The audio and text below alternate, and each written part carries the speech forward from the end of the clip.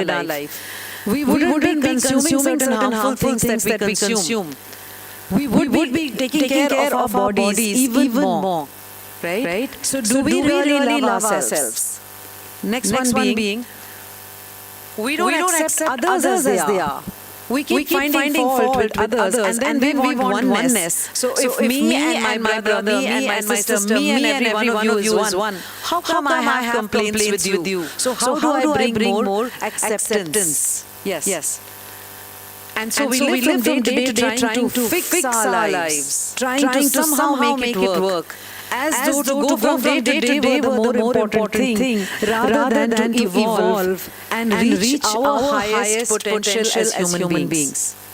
So that's what I wanted to leave you all with. Which aspect of your life today do you feel you want to heal? Right? And it may not be even a headache or a persistent corn in your foot. It may be some feeling that you have about how the world should work or how your neighbor should be. And let's start working with that instead of fixing others and fixing us, bringing more love and acceptance. Yeah.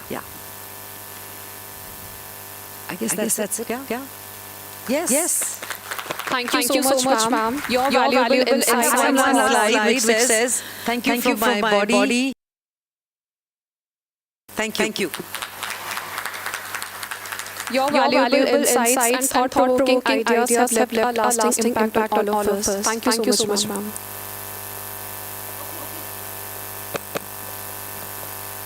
I believe there's a question answer. Hello. Anyone has a question? Yeah. So, what an amazing session, Nina. That today we are having a lecture of this caliber, this intensity in our SHM Government Medical College. Thank you very much for being here and for enlightening us with this fantastic presentation. And I would like that all of you think about these things because they're not things we listen to every day. And please try to bring something of it into your lives. I'll pass on the mic to Dr. Sangeeta ma'am for her comments and questions maybe. Thank you, madam. It was excellent presentation, and you have enlightened us, and you have unfolded so many secrets about our mind, body, soul, consciousness, what you were saying, and in fact, I have reached so many years of working with as a medical. I was not because we have only a light exposure with the psychiatry department only for a few days, and after that we are not in touch. So many aspects actually healing so much body requires every aspect, the whole body. The holistic approach that we are having a conference on, and along with the lifestyle diseases, where it becomes a very important aspect. And these children, the newer generation, you have shown them the path, how they should take the diseases and how they should feel about their own body so that they are healthy and they can show others also the same way. And it is an excellent presentation. Thank you so much. Thank you. Thank you so much.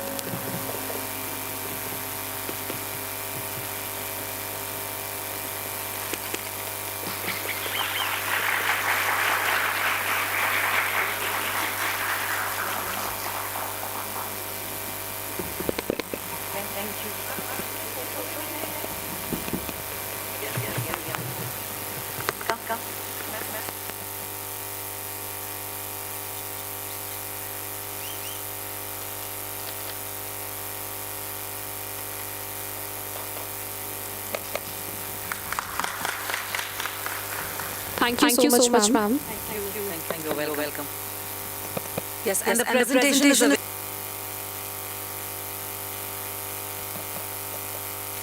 I hope you found the previous session on mental health enlightening and informative.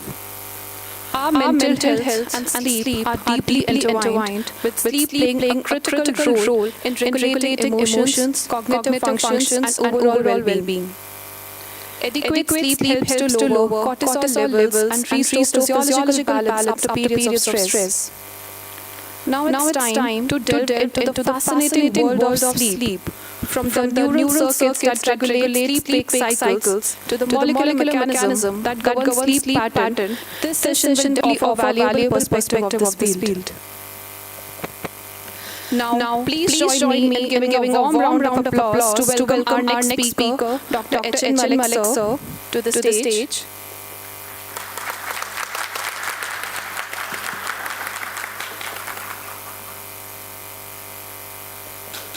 Who is an eminent physiologist, formerly from AIIMS, New Delhi, and received the Lifetime Achievement Award in the year 2014 by the American Association of Physicians of Indian Origin Sleep. Please welcome sir with a huge round of applause.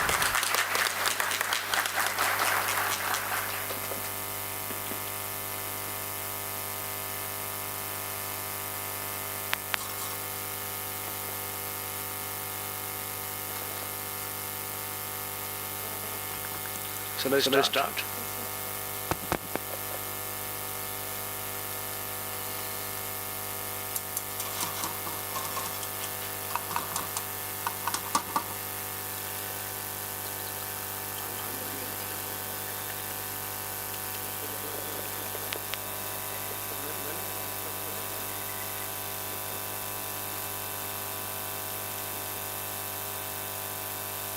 Good morning, everybody.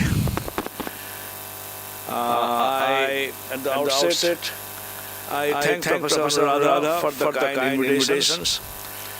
He gave such a warm invitation with smile that I should speak about sleep health. Some other time I will be talking about mechanism, but today we'll talk about sleep health. You must have heard about the other pillars of health like nutrition and exercise. Now we are adding a third dimension, that is sleep health.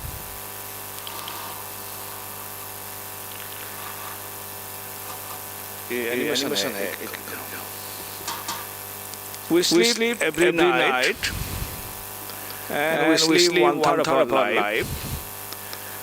We will answer a few questions after this. Do you sleep regularly? Next. Do you go to the bed at a fixed time for yourself? So if you analyze all the components, it will give you some idea regarding sleep health, the different dimensions of sleep health. Next.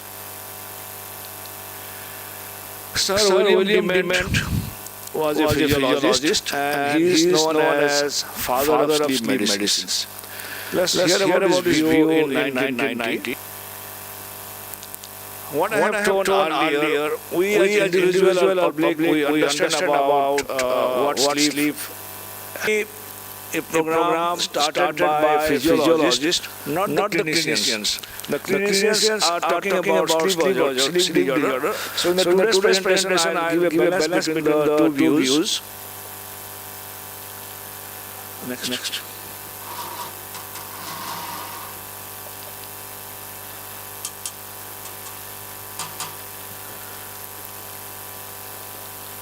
When did you wake up to the importance of sleep? There was a classic experiment conducted by Rashafan in 80s. He deprived the rats from sleep for 3 weeks, and at the end of 3 weeks, these animals they died. So those experiments gave an insight into the critical aspects of sleep deprivations. Then now we have enough knowledge regarding adverse consequences of sleep deprivations and how it affects our learning, mood, behavior, performance, and organ system functions. Another is deviation from sleep durations. If you sleep less or more, that is related to longevity. There are 2 longitudinal studies, retrospective, where they found people living more than 85 years, they were sleeping around 7.2 hours. So this is linked to longevity. If you are sleeping adequately, you live longer. So with this, sleep becomes very important in health. Then to understand the importance of sleep health, we have to understand the functions of sleep. It is proposed that sleep has an universal functions across all species. but there is no consensus about these functions. The primary functions of sleep is yet to be discovered. Next. Let's talk about sleep function, what has been described in literature.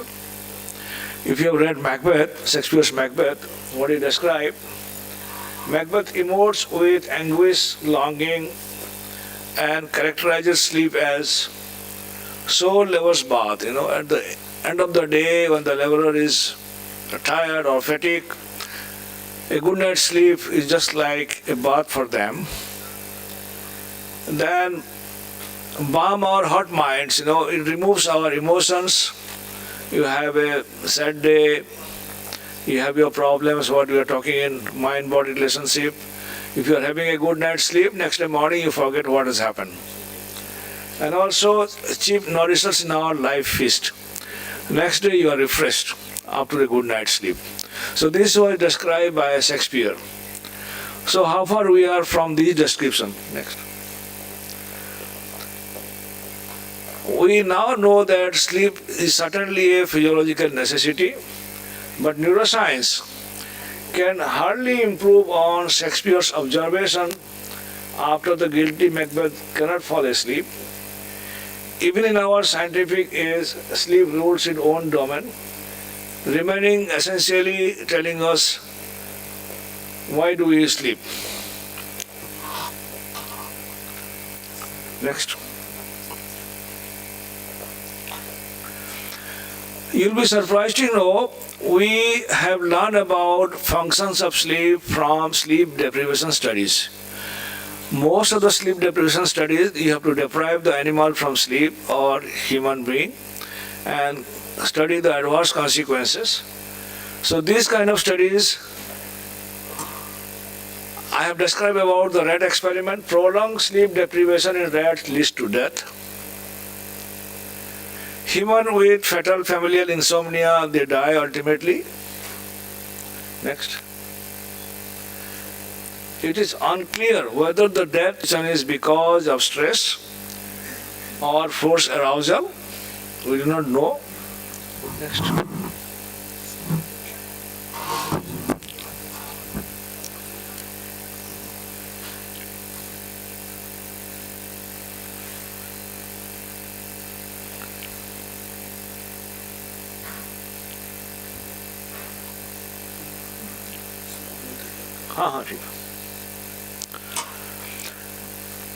So, the biggest problem of sleep deprivation is next day if you are sleep deprived overnight, there will be intrusion of sleep into wakefulness.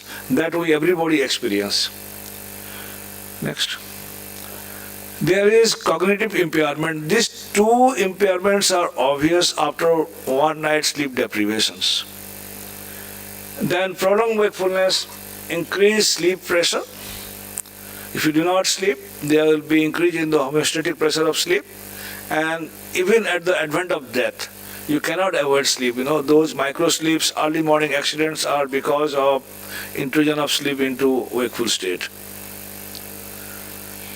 Based on these, there are some propositions regarding functions of sleep. Restoration and recovery. We don't know what is restored or what is recovered. There is energy conservation. Yes, we do conserve energy to some extent by sleep. It washes out our emotion, that is everybody's experience. There is synaptic downscaling. During wake, the synapses grow in size, and during sleep they are prone. We have to decrease the size of the synapses. So there is synaptic downscaling. These are the findings from Drosophila. So these are new findings. We all know sleep is important for memory consolidation. Your short-term memory is converted to long-term memory during sleep. There is brain growth and repair during childhood. We have more amount of REM sleep, which is important for synaptic connection, synaptic growth. So it is important for brain growth and repair. One function is very important that also came during the recent pandemic. It boosts our immune functions. Even those rats which are deprived by Rasafen, they developed fever, they lost body weight, and they had skin lesion. And they observed that in those animals there was a decrease in immune functions. The latest function is a removal of waste from the brain during sleep. The lymphatic they opens up, and the brain is able to drain out the waste material which has been accumulated during wakefulness during sleep. So these are few functions proposed for sleep, but the core function of sleep is yet to be discovered. But what is important is sleep is viewed as a biological process. Sleep and circadian rhythm, they influence nearly all molecular, cellular, physiological and neurohormonal process. So it affects at all levels. But what has gone wrong? There is steady decline in total sleep time during past 30 years. We are supposed to sleep as adults around 7 to 8 hours. There have been steady decline. I'll discuss about those problems. Lifestyle changes, increased shift work, longer working hours in less physically demanding work. Increase and extended sedentary leisure time activities. We have more things to be attracted and spend on leisure time. We have the television, mobile phones, iPads, computers. Then we have parallel increase in prevalence of overweight and obesity. In the society now, these two problems are obvious. And recent indication, a possible link between short sleep duration and obesity. It has been observed that those who are sleeping less, that is associated with type 2 diabetes mellitus. What has happened during last 30 years, there is importance of sleep in the society not because of sleep health, rather because of a problem. You will find most of the sleep physicians are pulmonologists nowadays, chest physicians. They are treating sleep disorder, that is obstructive sleep apnea, and that is their bread and butter. They are running most of the sleep labs in our country. So sleep has become prominent very much recently because of industry, because industry is making the CPAPs, BiPAPs, and that has to be utilized for treatment of OSA. Come back. So this overindulgence on treatment of obstructive sleep apnea has undermined the importance of sleep health. And in our country, we physiologists are trying to promote sleep health. Next. So, sleep health promotion is an under-recognized public health opportunity with the implications of a range of critical health outcomes. Now, if I say sleep or lack of sleep is related to cardiovascular disease, obesity, and mental health, and neurodegenerative disease, everybody listen. Otherwise, nobody is giving importance to sleep health. The moment you say it is linked to cardiac diseases, blood pressure, obesity, mental health, everybody will wake up. Next. The modern sleep stealers, electricity and lighting, these are the factors which will curtail your sleep. Television, laptops, computers, iPhone, iPads, e-books, jet travel and call centers, and working opportunities and waiting for the school bus. And with a whole lot of homework, they have not able to finish because and they could not complete their quota of sleep, which is very important for growth. And they are running to the school. Growing academic challenges, increasing social activities, excessive use of smartphones, computer games, and employment opportunities at night.